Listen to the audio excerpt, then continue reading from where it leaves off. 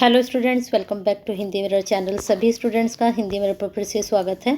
अभी जो हम कंटेंट लेकर आए हैं, क्वेश्चन पेपर लेकर आए हैं उन स्टूडेंट्स के लिए जिनके एग्ज़ाम हैं 18 से, और काफ़ी क्वेश्चन पेपर हम अपलोड भी कर चुके हैं। पॉलिटिकल का हम अपलोड कर चुके हैं ऑलरेडी, और हिंदी का हम आपको प्रीवियस क्वेश्चन पेपर दे चुके हैं। अब हम आज लेकर आए हैं आपके लिए हिंदी का क्वेश्चन बैंक। दोनों ही पेपर एक साथ लेकर आए हैं, फर्स्ट पेपर भी और सेकंड पेपर भी, यानी कि स्टेप बाय स्टेप आपको दोनों मिलेंगे आगे पीछे। तो पहले पेपर है आपका सेकंड पेपर। पेपर का नाम है आपका उत्तरांचल का हिंदी साहित्य, सभी को मालूम है। और इसके प्रीवियस क्वेश्चन पेपर आपके लिए हमने ऑलरेडी अपलोड कर चुके हैं। अगर आपने वो वीडियो नहीं देखी है तो उसको देख लीजिए, क्योंकि कहीं ना कहीं जो प्रीवियस क्वेश्चन पेपर होते हैं वो आपकी बहुत ज़्यादा हेल्प करते हैं आगे के क्वेश्चंस की प्रिपरेशन के लिए। तो बने रहिए हिंदी मिरर के साथ ऐसे ही बेनिफिशियल वीडियो के लिए। इस क्वेश्चन बैंक में आपके जो हम 20 के आसपास क्वेश्चंस लेकर आए हैं, और इन 20 क्वेश्चंस में 100% 10 से 12 क्वेश्चन आपके ज़रूर आएंगे। तो सभी क्वेश्चंस को ध्यान से देखेगा और तैयारी की कोशिश कीजिएगा। जो क्वेश्चंस का आंसर आपको ना मिले तो आप नंबर बता दीजिएगा कि इसका आंसर नहीं मिल रहा है, तो आपको आंसर भी बता दिया जाएगा। तब तक क्या करते रहना है, लाइक करते रहना है। और वीडियो शुरू हो चुकी है, शेयर कर दीजिए अपने ही जैसे ही स्टूडेंट्स को जो बीए थर्ड ईयर की तैयारी कर रहे हैं। और पेपर सेकंड है उत्तरांचल का हिंदी साहित्य, आप शेयर करेंगे तो आप जैसे ही तैयारी उनकी भी हो जाएगी। अब यहाँ पर अगर सब्सक्राइब नहीं किया तो वो भी कर लीजिए। पहला क्वेश्चन है, उपन्यास कला के आधार पर जहाज के पंछी उपन्यास की तात्विक समीक्षा कीजिए। अब जो तात्विक समीक्षा होती है वह क्या होती है? क्वेश्चंस को ध्यान से पढ़ते नहीं है स्टूडेंट्स, और फिर कहते हैं कि मैडम ये तो हमने किया ही नहीं, हमारे तो समझ में ही नहीं आया है। तो आपने तत्व पढ़ोगे, उपन्यास के क्या तत्व होते हैं, उपन्यास के तत्व में क्या क्या आता है। कथानक आता है, कथा वस्तु आती है, चरित्र चित्रण आता है, देशकाल आता है, वातावरण आता है। तो ये सभी क्या होते हैं, कहानी, नाटक और उपन्यास के तत्व होते हैं। हेडिंग एक से होते हैं लेकिन अंदर का जो मटेरियल होता है वो कुछ अलग हो जाता है, लेकिन जो तत्व होते हैं वो सेम ही होते हैं। कहानी, उपन्यास और नाटक के उनमें जो आपका अंदर लिखना होता है वो थोड़ा चेंज होता है, क्योंकि आपके जो सिलेबस में है नाटक भी है, कहानी भी है और उपन्यास भी है, यात्रा वृत्तांत भी है। इस तरह के क्वेश्चंस भी बनते हैं। तो अब यहाँ पर जो क्वेश्चंस आपको तात्विक समीक्षा किसके अकॉर्डिंग करनी है, किसकी करनी है, तो वो उपन्यास के अकॉर्डिंग करनी है। और किसकी करनी है, जहाज के पंछी की आपको तात्विक समीक्षा करनी है। तो यहाँ पर आपको चरित्र चित्रण के बारे में बताना है कि कौन कौन से यहाँ पर करैक्टर दिए गए हैं। साथ में आपको इसकी कथा वस्तु बतानी है, कहाँ का देशकाल है, वातावरण है, वो सब चीज़ें आपको यहाँ पर एक्सप्लेन करनी है। नेक्स्ट क्वेश्चन है आपका, उपन्यास जहाज का पंछी के नायक की चारित्रिक विशेषताओं पर प्रकाश डालिए। 99% प्रश्न जरूर आएगा ये भी। वैसे तो हम जितने क्वेश्चंस लेकर आते हैं वो 99% ही लेकर आते हैं, लेकिन इनमें से भी कुछ क्वेश्चंस ऐसे होते हैं जिसमें हम कह सकते हैं कि ये प्रश्न आपके एग्जाम में बनेगा ही। आगे है, बांसुरी बजती रही नाटक के आधार पर नाटक की प्रधान नारी पात्र का चरित्र चित्रण कीजिए। अब देखिए यहाँ पर तो पूछ लिया गया नायक जहाज के पंछी का। आपको पता है इसमें कोई नायक नहीं है, जो लेखक है उसने इसको मैं शैली में लिखा है, तो वही है। अब उसके बारे में ही आपको यहाँ पर एक्सप्लेन करना है। अब जो नाटक है बांसुरी बजती रही आपका, उसके आधार पर आपको प्रधान नारी पात्र कौन है पता है ना। मैंने कल आपको जो प्रीवियस क्वेश्चन पेपर अपलोड किया था वहाँ भी ये क्वेश्चंस पूछा गया था, शेणी और बीजानंद का, दोनों ही आपको करने हैं। यहाँ पर बांसुरी बजती रही नाटक की तात्विक समीक्षा करनी है। अब यहाँ पर पूछा गया है नारी पात्र, और यहाँ पर सीधा सीधा हमने बीजानंद का चरित्र चित्रण कीजिए, तो दोनों का यहाँ पर चरित्र चित्रण पूछ लिया गया और नाटक की भी तात्विक समीक्षा यहाँ पर पूछ ली गई। यहाँ पर है आपका उपन्यास। ठीक है, क्लियर हो चुके क्वेश्चन। चलिए आगे चलते हैं। अग्निसागर काव्य के नायक का चारित्रिक विशेषताओं पर प्रकाश डालिए। आपको मालूम है कि अग्निसागर काव्य के जो नायक हैं वह कौन है, तो उनकी प्रमुख विशेषताएं क्या हैं उनके चरित्र को लेकर, उसके बारे में यहाँ एक्सप्लेन करना है। नेक्स्ट है, डॉक्टर श्याम सिंह शशि के काव्य सौष्ठव पर प्रकाश डालिए।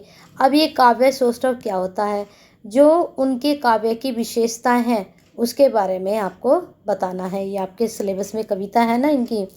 नेक्स्ट है, जहाज के पंछी की कथा वस्तु संक्षेप में लिखिए। ठीक है। बांसुरी बजती रही के उद्देश्य पर प्रकाश डालिए। बांसुरी बजती रहे, अग्निसागर और जहाज का पंछी, ये तीन टॉपिक आपके ऐसे हैं, या 3 यूनिट कह लीजिए, अलग अलग यूनिट ही हैं ये सब। तो इनको बहुत अच्छे से तैयार कर लीजिए। यहाँ से क्वेश्चंस 100% बनेगा तीनों यूनिट में से।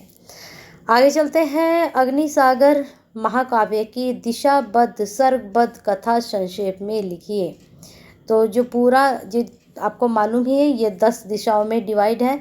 तो उन दिशाओं, जितनी भी दिशाएं हैं, जितने भी सर्ग हैं, उनमें क्या क्या बताया गया है उसकी कथा आपको संक्षेप में बतानी है। कुल मिलाकर आपको इसकी क्या स्टोरी है, क्या कथा सार है, उसको संक्षेप में बता सकते हैं। हो सकता है विस्तार से भी पूछ लिया जाए। नेक्स्ट है, अग्निसागर काव्य के उद्देश्य आपको बताने हैं। कवि श्याम सिंह शशि के अग्निसागर प्रबंध काव्य के मनु तथा प्रसाद की कामायनी के मनु में एकता या भिन्नता स्पष्ट कीजिए। 99% ये प्रश्न हमेशा पूछा जाता है। तो मनु तथा जो अग्निसागर के कवि श्याम सिंह के जो मनु हैं, और आपने जो सेकंड ईयर में कामायनी में भी मनु पढ़ा था, अगर आपको याद ना हो तो उसको दोबारा जाकर पढ़िए।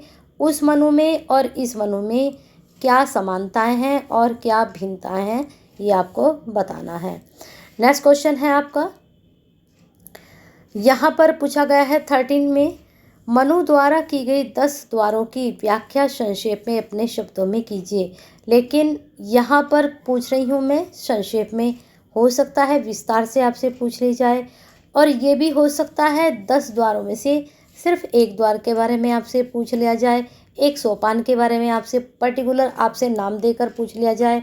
इसलिए 10 के 10 द्वार जो हैं आपको याद होने चाहिए, और हर एक द्वार में क्या क्या है वो आपको पता होना चाहिए। इसलिए मैंने इकट्ठा क्वेश्चन ये डाल दिया, जिससे आप 10 के 10 पढ़ें। अगर एक भी आता है तो उसका आंसर भी आप आराम से अटेम्प्ट कर पाएँ। चलिए आगे चलते हैं क्वेश्चंस पर। अब देखिए नेक्स्ट क्वेश्चन, पत्थर और पानी में बिखरी प्राकृतिक छटा को शब्दों में वर्णित करें।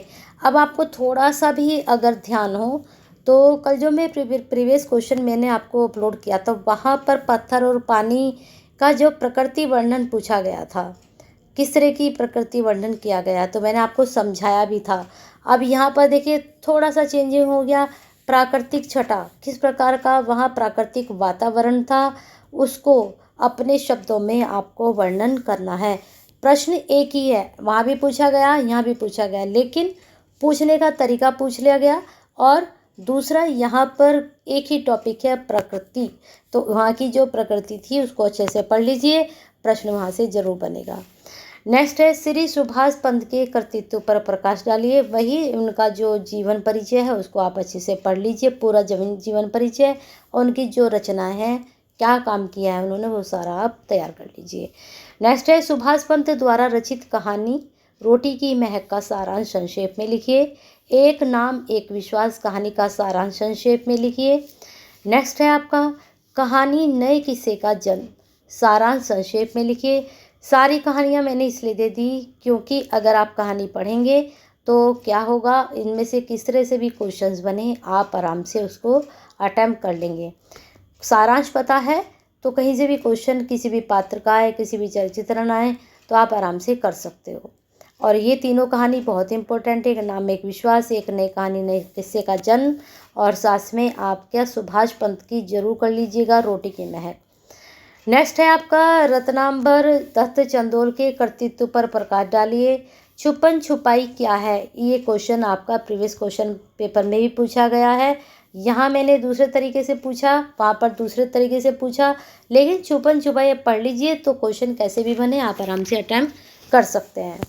नेक्स्ट है, श्री चारुचंद्र चंदोला की कविता आत्मकथ्य का भाव अपने शब्दों में लिखिए।